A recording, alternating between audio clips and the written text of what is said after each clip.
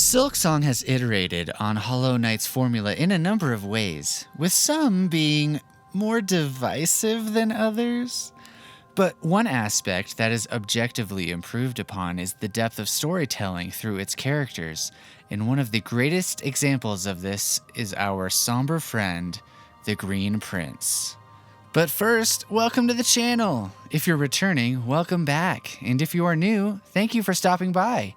You all are looking fantastic today. If you end up liking this video, you can support me by commenting, leaving a like, or even checking out my art store where I sell prints of the art I create for my videos, as well as original acrylic paintings. But you spending your time with me is more than I could ask for. So anyways, grab some tissues and let's talk about the tragic fate of a once great land, the lost kingdom of Verdania. Deep in the depths of Sinner's Road, amongst the rusted cages and vile maggot water, we can find a disparate figure, the crestfallen Green Prince. He says that he wishes to be left alone in his cage and that he has accepted his fate. If Hornet does not have a simple key, there he will stay, but upon freeing him, he says that his wish propels him to leave. We'll discover the nature of this wish in just a bit, but upon returning to the room, he is gone. We won't come across him for a good while, not until we have ascended through the many regions of Farloom to breach the citadel of Song. First finding him in the coral chambers, he will lament about stepping foot in this place and scorn the pilgrims who make their way here.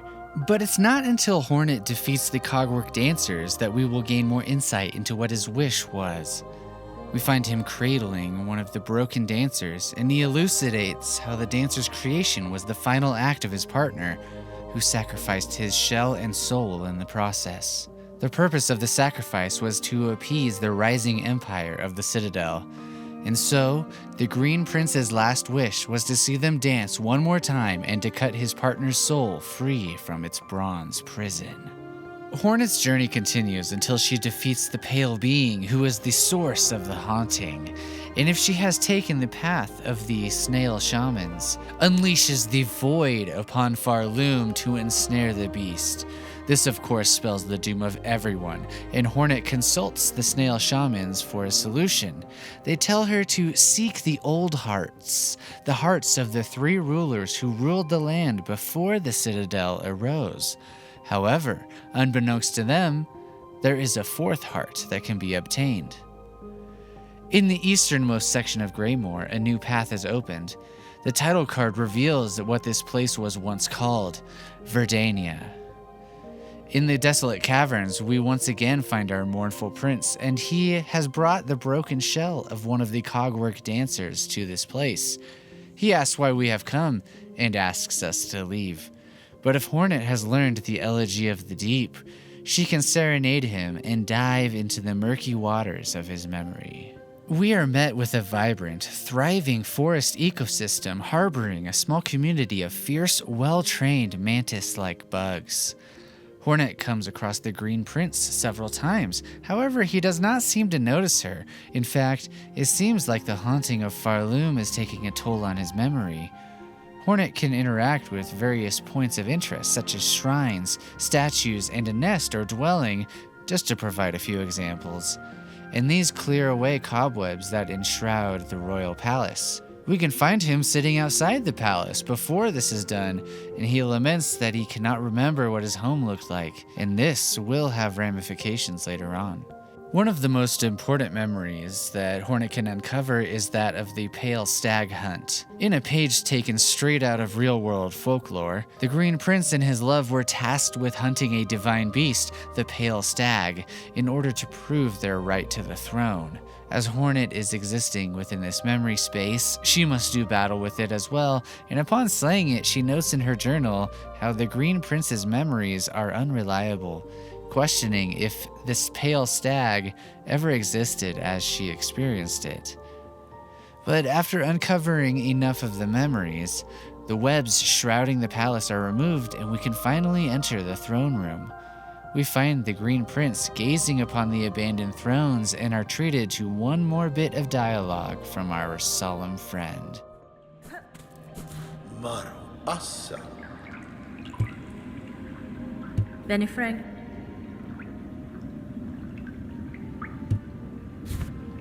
Nesvie.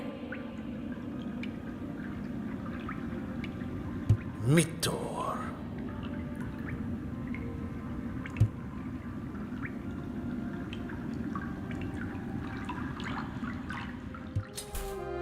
Insulted by Hornet's intrusion, the Green Prince challenges her to a duel, the memory of his partner fighting alongside him in an enhanced version of the Cogwork Dancers battle.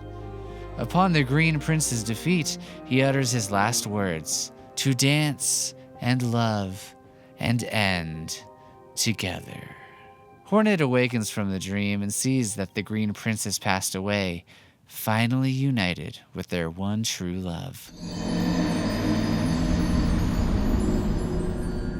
On the surface, this seems like a pretty run-of-the-mill tragedy. We have lovers who are separated, one makes a sacrifice that brings about their own ruin, and then the two are reunited in death. But there's actually a lot to unpack here, so let's dive in.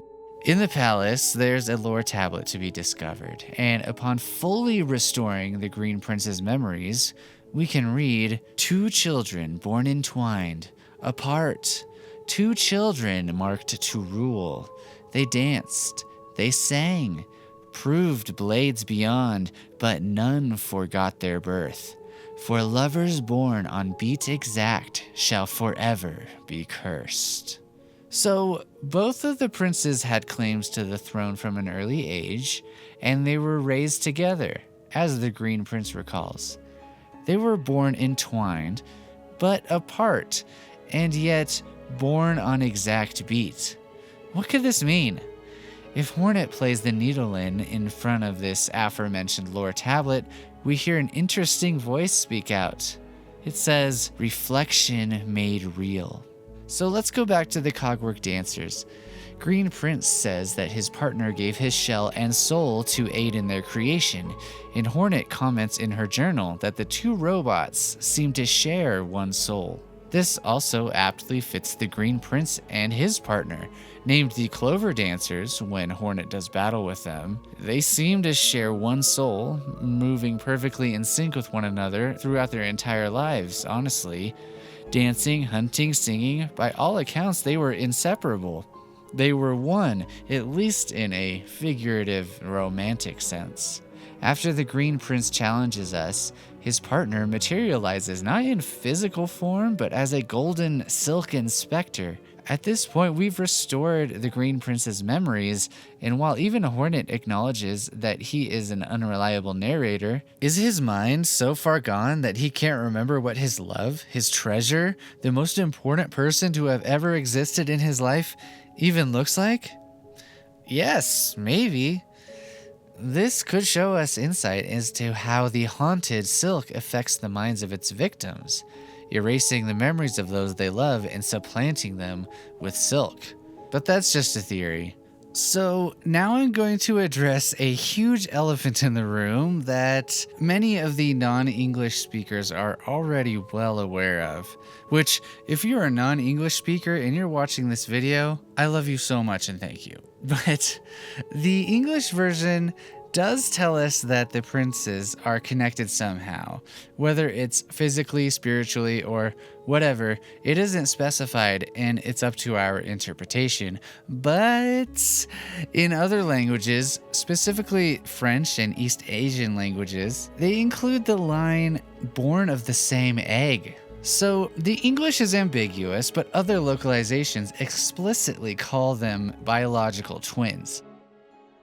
What the fuck? Do we have a bit of twincest going on here? Are the non-English localizations completely untrustworthy? This has all been debated by the scholars on Reddit, and I have posted a full rundown in the description, but the short answer is yes, it appears that some of the localizations are flawed, yet the lore is still very much up for debate. But anyways, It doesn't even really matter if you believe that the Green Princes were literally biological brothers or if they were just raised together as brothers, because the true tragedy of this story is not that they had a relationship or that they could have potentially been blood related, but it's that they can't outrun their fate, and that the cursed love that they had for each other was the cause of their own as well as their kingdom's destruction. So, what do I make of this story, with the whole brotherly love translation wrinkle included? Well, until Team Cherry comes out and changes it or makes a statement, I think that we should not exclude the non-English localization just because the implications are gross. The English version of this lore tablet could easily be interpreted to mean the same thing. So, I think that both versions can be correct. The Green Princes, born of the same egg, were separated at birth. They were born entwined, apart. And in other languages, apart is specified, meaning they were separated. Each was chosen from early on to rule, and I think that they were pitted against each other to determine the true heir to the throne. Forced to learn the ways of hunting and combat, as well as arts such as singing and dancing, they created a strong bond together. Each was the other's equal, and when it was time for the ultimate test, the pale stag hunt, they managed to bring the beast down together. The two fell in love, each their own reflection made real. 'Cause probably twins. And together they assumed the mantle of rule.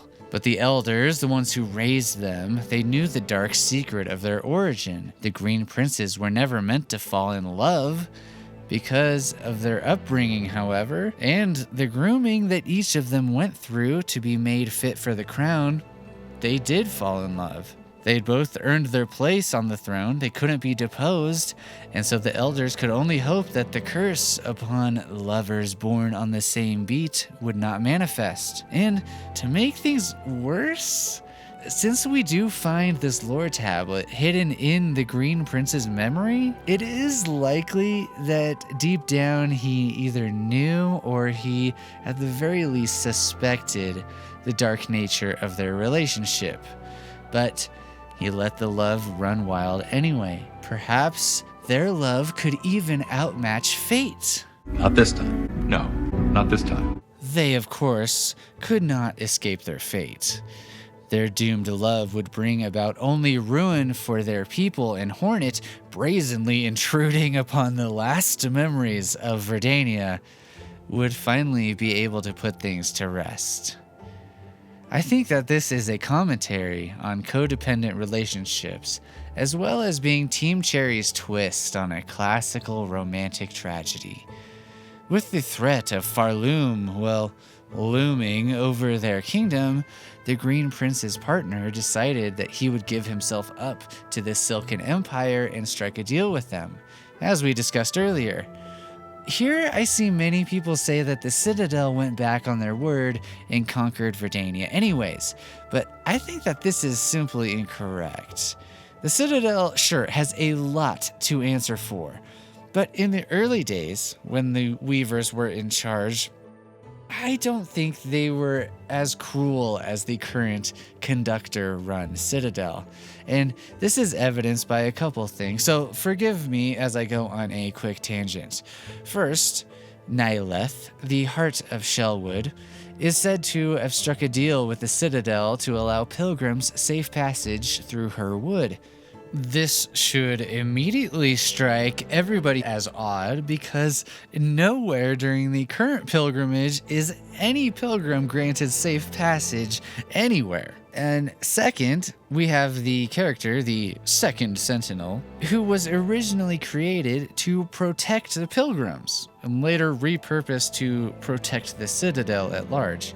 So again, that's very different from how the pilgrims are treated today, as they are literally persecuted. There is more to this, and this could be its own video, but anyways, The Green Prince says that Verdania's fall occurred long before the hauntings began. The Weavers were the ones in charge, as I believe they were the ones in charge when the Citadel made the deal with Nyleth. I don't see a reason why they would go back on their word. Even in the ruined caverns of Verdania, we do not see any signs of Citadel influence. Farlids are present, which, yes, are the progenitors of the Weavers, but they are merely wild beasts. There are no machines, no bells, no fallen choir members, nothing to suggest that the Citadel was even present. The true reason that Verdania fell is much more tragic, and the Green Prince himself tells us what happened. Maro Assa.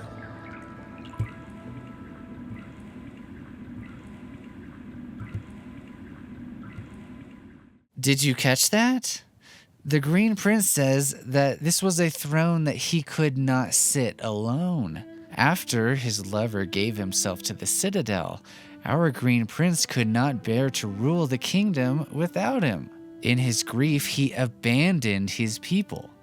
In an attempt to venture out to the Citadel and to see what had become of his partner, but he is captured along the way. In the absence of both of their rulers, Verdania withered away and died, becoming barely a shell of the kingdom that it once was.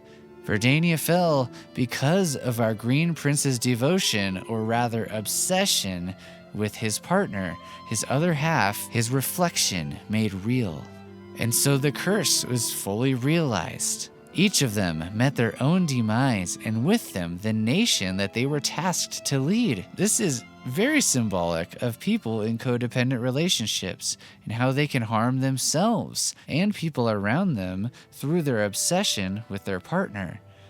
Love is always propped up to be this paragon of goodness and something that will heal all wounds and save the world. But those of us who have actually touched grass know that there is a darker side to love as well. There's obsession, the drive to maintain it at all costs, chasing the thrill of the initial high. And these motivations can lead people down destructive paths under certain circumstances. And so this is what I believe to be the theme that Team Cherry is trying to present with this questline. It's a theme of toxic love. Their love for each other was true, but it was toxic. It was poisonous. It is the reason that not only they lost their lives, but their entire kingdom fell. And just to put a bow around all of it, to make it exponentially clear for everyone who didn't get the message, it was also, most likely, an incestuous relationship. Much like the story of Oedipus, the Green Princes were not able to outrun their fate. And so that's my analysis of this questline. It's a classical tragedy with a twist, a doomed yaoi, and a commentary on codependency and the darker sides of love, all in one. So if you liked the video, I'd appreciate a like, and I want to hear your thoughts in the comments. Where do you fall on the great Green Princess debate? You can buy my art if you want to support the channel financially, and follow me on Blue Sky. Links are below. Until next time. Pushanka! Pushanka! Pushanka! Pushanka! Pushanka! Pushanka!